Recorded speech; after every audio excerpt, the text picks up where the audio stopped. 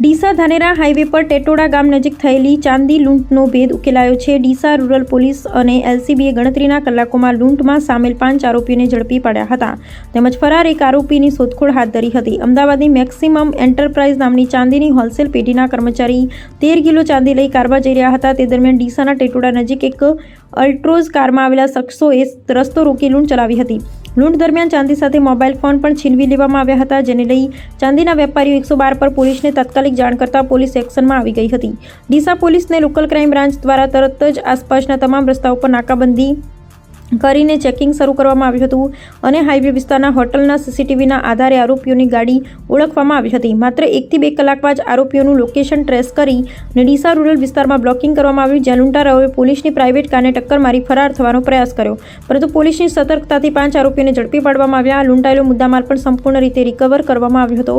તપાસ દરમિયાન સામે આવ્યું કે મેક્સિમમ એન્ટરપ્રાઇઝમાં કામ કરતો ભરતભાઈ રબારી, જેને 15 દિવસ પહેલા નોકરીમાંથી દૂર કરવામાં આવ્યો, તેણે જ સમગ્ર લૂંટનું કાવતરું રચી આંતરિક માહિતી આરોપીઓ આપી હતી।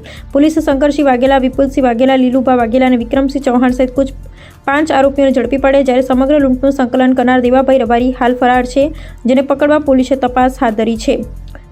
બનાસકાંઠા લોકલ ક્રાઇમ બ્રાન્ચ તેમજ ડીસા પોલીસની ઝડપી કામગીરીના કારણે ગણતરીના કલાકોમાં જ આરોપીઓ અને મુદ્દામાલ બંનેને ઝડપી પાડવામાં પોલીસને સફળતા મળી છે। બનાસકાંઠા જિલ્લાના ડીસા રૂરલ પોલીસ સ્ટેશન વિસ્તારના ટેટોડા ગામ નજીક, જે ડીસાથી ધાનેરા હાઈવે ઉપર આવે છે, તે ગામ નજીક એક ગાડીમાં, અલ્ટો ગાડીમાં મેક્સિમમ એન્ટરપ્રાઇઝીસ, જે ચાંદીની હોલસેલની દુકાન છે અમદાવાદની, તે ચાંદીની દુકાન પરથી 13 કિલો જેટલી ચાંદી લઈને તેના જે કર્મચારી હતા તે આવતા હતા। તે સમયે ટેટોડા નજીક એક અલ્ટ્રોઝ ગાડીમાં આવીને તે આ ગાડીને રોકવામાં આવેલ અને જે 13 કિલો ચાંદી હતી તે ચાંદી સાથે મોબાઈલ વગેરેની લૂંટ કરવામાં આવેલ, તે મુજબનો 112 નંબર ઉપર ઇન્ફોર્મેશન આવી હતી। ઇન્ડિપેન્ડન્ટલી ઇન્ફોર્મેશન એલસીબીના જે લોકલ કર્મચારી હતા તેઓના પાસે પણ આવી હતી। આ ઇન્ફોર્મેશન આવતા પછી તાત્કાલિક આસપાસના તમામ રસ્તાઓની નાકાબંધી કરવામાં આવેલ અને ચેકિંગ શરૂ કરવામાં આવેલ। સીસીટીવીના માધ્યમથી આ અલ્ટ્રોઝ ગાડીને આઈડેન્ટિફાય અને વેરીફાઈ કરવાની શરૂઆત કરવામાં આવેલ। લગભગ 1-2 કલાકના અંદર જ આ ગાડીને આઈડેન્ટિફાઈ કરી તેઓની લોકેશન ટ્રેસ કરવામાં આવેલ અને ડીસા રૂરલની હદમાં જ એલસીબીના જે કર્મચારી હતા તેઓની પ્રાઇવેટ ગાડી સાથે બ્લોકિંગ કરવામાં આવેલ હતી।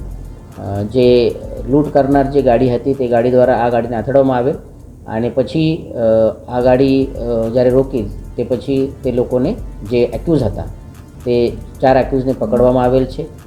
જે મુદ્દામાલ ગયેલ હતો, જેમાં 13 કિલો જેટલી ચાંદી હતી, આ 13 કિલો જેટલી ચાંદી અને જે મોબાઈલ હતા, આ તમામ વસ્તુ રિકવર કરવામાં આવેલ છે। આ જે મેક્સિમમ એન્ટરપ્રાઇઝીસ ની દુકાન છે તેમાં એક વ્યક્તિ કામ કરતો હતો, જેનું નામ ભરતભાઈ રબારી કરીને છે, જે 15 દિવસ પહેલાં તેને આ નોકરી ઉપરથી નીકળી ગયો હતો। તેઓની આ તમામ ઇન્ફોર્મેશન આરોપી પાસે પહોંચાડી હતી। તેઓ આ ગાડીના પાછળ પણ હતા, તે પણ આરોપીમાં તેઓને પણ પકડવામાં આવેલ છે અને બાકી જે 4 આરોપી લૂંટમાં જે મુખ્ય આરોપી છે, જે શકરસિંહ વાઘેલા, વિપુલસિંહ વાઘેલા, લીલુભા વાઘેલા અને વિક્રમસિંહ ચૌહાણ છે, તેઓની પણ અટકાયત કરવામાં આવેલ છે। આના સિવાય એક આરોપી દેવાભાઈ રબારી, જે આ તમામ લૂંટને કોર્ડિનેટ કરતા હતા, તે અત્યારે વોન્ટેડ છે। આ લૂંટમાં તમામ મુદ્દામાલ રિકવર કરવામાં આવેલ છે અને લોકલ ક્રાઇમ બ્રાન્ચના સૂઝબૂછના કારણે અને તાત્કાલિક કાર્યવાહીના કારણે લૂંટના આરોપી અને તમામ મુદ્દામાલને રિકવર કરવામાં આવેલ છે।